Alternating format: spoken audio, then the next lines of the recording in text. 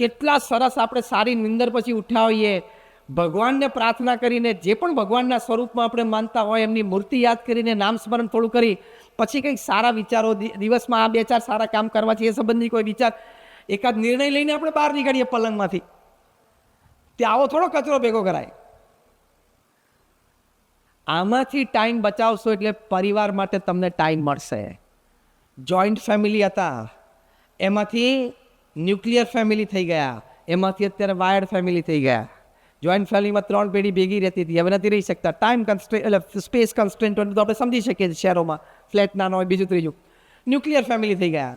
Nuclear family એટલે શું? ખબર ન્યુક્લિયર એટલે એટમ પેલો હોય ને, એટમમાં એક પ્રોટોન હોય, એક ઇલેક્ટ્રોન હોય, એક ન્યુટ્રોન હોય. પ્રોટોન પાસે પોઝિટિવ ચાર્જ હોય, પોતાનું ઓર્બિટ હોય. ઇલેક્ટ્રોન પાસે નેગેટિવ ચાર્જ હોય, એનું પોતાનું એક ઓર્બિટ હોય. અને ન્યુટ્રોન જે નાનું વચ્ચે બેઠું હોય ને, એની પાસે કોઈ ચાર્જ કે મુવમેન્ટ હોય નહીં. આને એટમ કહેવાય. એમ ન્યુક્લિયર ફેમિલી એટલે પિતા એટલે પ્રોટોન, ચાર્જ, ધંધો, વેપાર પોતાના ઓર્બિટમાં હોય. મધર એટલે ઇલેક્ટ્રોન, એની પાસે ચાર્જ, એ પોતાની કીટી પાર્ટીમાં હોય. અને પેલું બિચારું નાનું છોકરું ન્યુટ્રોનની જેમ ચાર્જ વગર, મુવમેન્ટ વગર વચ્ચે બેઠું હોય. પણ જેમ પેલો ન્યુટ્રોન જોયા કરે, પ્રોટોન ઇલેક્ટ્રોન બે ફરે પણ કોઈ ન્યુટ્રોનની નજીક ના આવે, એમ મા બાપ કોઈ છોકરાની નજીક આવતા નથી. અને હું તમને બધાને સાબિત કરી દઉં કે તમે બધા તમારા સંતાનોથી નજીક નથી. એ તમને હું ભર સભામાં સાબિત કરી દઉં. Okay, are you ready for it? Pick up the challenge. હું તમને એમ કહું કે બોલિવૂડના મને 10 નામ આપો એટલે તમે મને 25 નામ આપશો. Yes or no? યસ. હું તમને એમ પૂછું કે તમે આઈપીએલના મને 5 નામ આપો, 10 નામ આપો એટલે તમે 20 નામ આપશો, વિથ ફૂલ ઇન્ફોર્મેશન કે કયો પ્લેયર કેટલા કરોડમાં વેચાણો.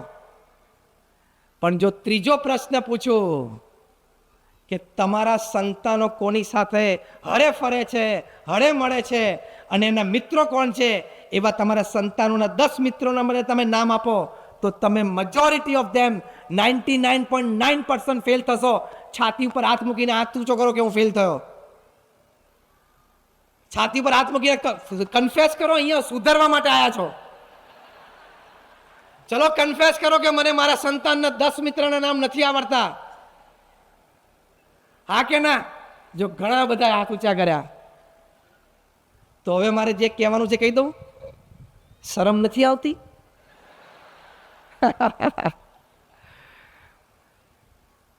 એટલે પારિવારિક જીવનની ખૂબ આવશ્યકતા છે.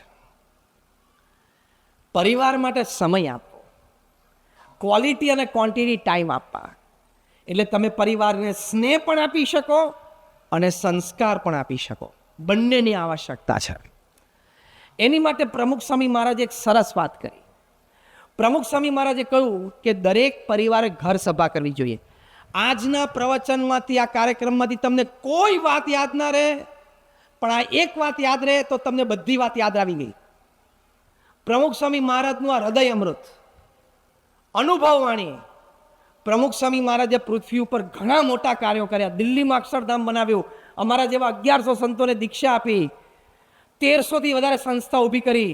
પણ આ બધા કાર્યો કરતા પ્રમુખ સ્વામી મહારાજનું સૌથી મોટું કાર્ય પૃથ્વી ઉપર, જેના લીધે લોકો પ્રમુખ સ્વામી મહારાજને એક યુગ પુરુષ કહે છે અને કહેશે, અને યુગો પછી પણ સમાજના એક એક ખૂણે પરિવાર લાભાન્વિત થતો રહેશે.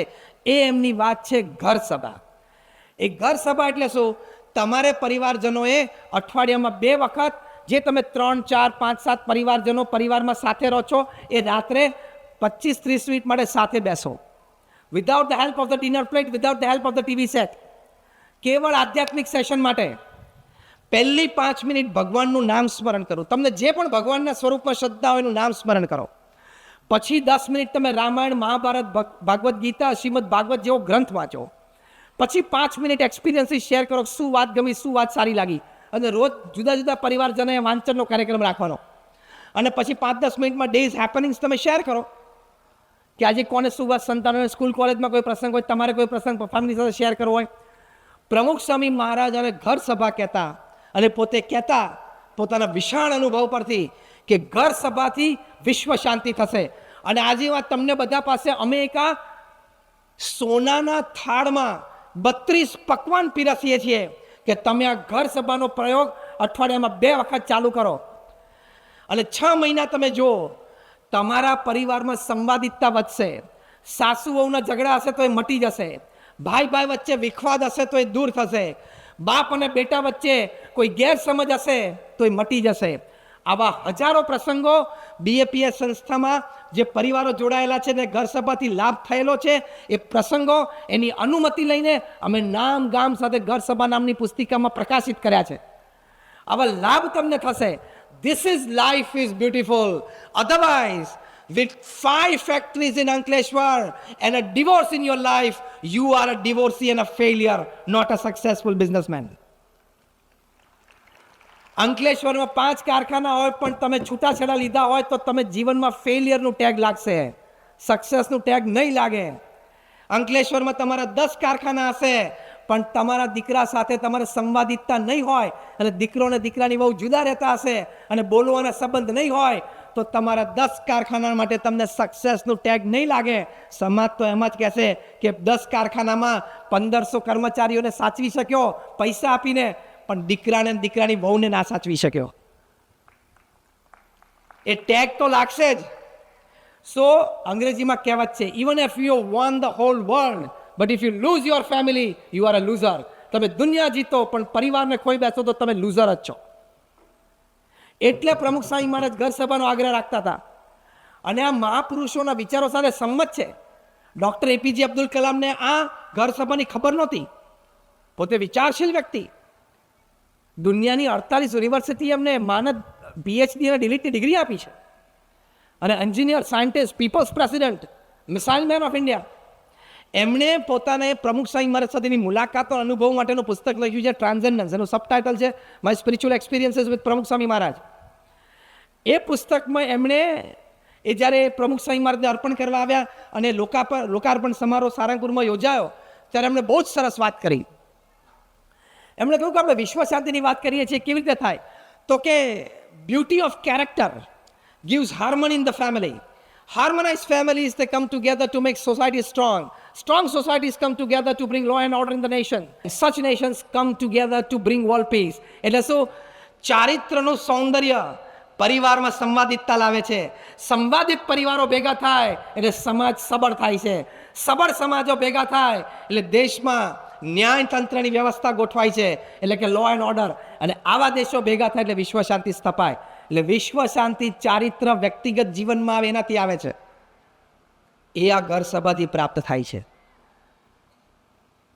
એટલે આ પારિવારિક મૂલ્યો એની ખૂબ જરૂર છે. અને છેલ્લી 5 મિનિટમાં તમને એક વાત, લાઈફ ઇઝ બ્યુટીફુલ, શિરમોર તાજ સમાન, યોર ફેથ ઇન ગોડ. ભગવાનમાં શ્રદ્ધા રાખજો. મને દેખાતા નથી, મને અનુભવાતા નથી એટલે હું માનતો નથી, એવી નાસ્તિકતા કાઢી નાખજો. You walk by faith. તમે તમારી થનારી પત્ની સાથે પણ જ્યારે અગ્નિની સાક્ષીએ 7 ફેરા ફર્યા ત્યારે તમને કોઈને કોન્ફિડન્સ હતો કે સિલ્વર જુબલી અને ગોલ્ડન જુબલી ઉજવશું?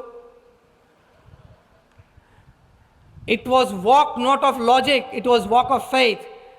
તમે અગ્નિની સાક્ષીએ 7 પરિક્રમા ફર્યા એ તર્કથી નહોતા ફર્યા, એ શ્રદ્ધા અને વિશ્વાસથી ફર્યા હતા. અને શ્રદ્ધા અને વિશ્વાસ રાખ્યું તો ચાલી ગયું કે નહીં? 10 વર્ષ, 20 વર્ષ, 30 વર્ષ, 40 વર્ષ, 50 વર્ષ ચાલી ગયું કે નહીં? તો ત્યાં શ્રદ્ધા અને વિશ્વાસથી ચાલ્યું તો અહીંયા શ્રદ્ધા અને વિશ્વાસથી નહીં ચાલે. ભગવાનમાં શ્રદ્ધા રાખવાથી વ્યક્તિગત જીવનમાં પવિત્રતા આવે છે. ત્યારથી માંડીને વ્યવસાયમાં આપણને નીતિમત્તા આવડે છે. પહેલા 4 મુદ્દા લાઈફ ઇઝ બ્યુટીફુલમાં બતાવે. 4ની દ્રઢતાનું ઉદ્ભવ સ્થાન ભગવાનમાં શ્રદ્ધા છે. આપણા વ્યક્તિગત જીવનની પણ નાની મોટી કુટેવ કે ખરાબી એ ભગવાનમાં શ્રદ્ધા અને પ્રાર્થનાથી દૂર થઈ શકે છે અને એ તમને આ કક્ષા સુધી લઈ જઈ શકે છે. મોક્ષની અને સ્વર્ગની વાત આપણે નથી કરતા, દૂરની વાત છે, ફરી કોક વાત કરશું. જીવનમાં લાભ થાય, ડે ટુ ડે એડવાન્ટેજ મળે, એ ફેથ ઇન ગોડથી થાય છે. તો લાઈફ ઇઝ બ્યુટીફુલ. તો ભગવાન સ્વામિનારાયણના ચરણોમાં અમે પ્રાર્થના કરીએ છીએ, ભગવાન રામ, ભગવાન કૃષ્ણના ચરણોમાં પ્રાર્થના કરીએ છીએ, અમારા ગુરુ હરિ પ્રમુખ સ્વામી મહારાજ અને મહંત સ્વામી મહારાજના ચરણોમાં પ્રાર્થના કરીએ છીએ કે આપ સર્વે આટલો સમય કાઢીને અહીંયા આવ્યા. તમે બધાએ 2.5, 3, 3.5 કલાક આજે સાંજે અહીંયા આપ્યા તો તમને કંઈક મળવું જોઈએ, તમે કંઈક લઈને જવા જોઈએ. તો એક વસ્તુ જે લઈને જવાની છે, ઘર સભા. સ્પીક વિથ મી, ઘર સભા. Repeat again, the last time. આ ઘર સભાનો પ્રયોગ અઠવાડિયે 2 વખત કરજો. અમે પણ પ્રાર્થના કરીએ છીએ આપ સર્વેનું જીવન ખૂબ સુખમય, શાંતિમય અને સંતોષમય કાયમ બને. આપ સર્વેને જય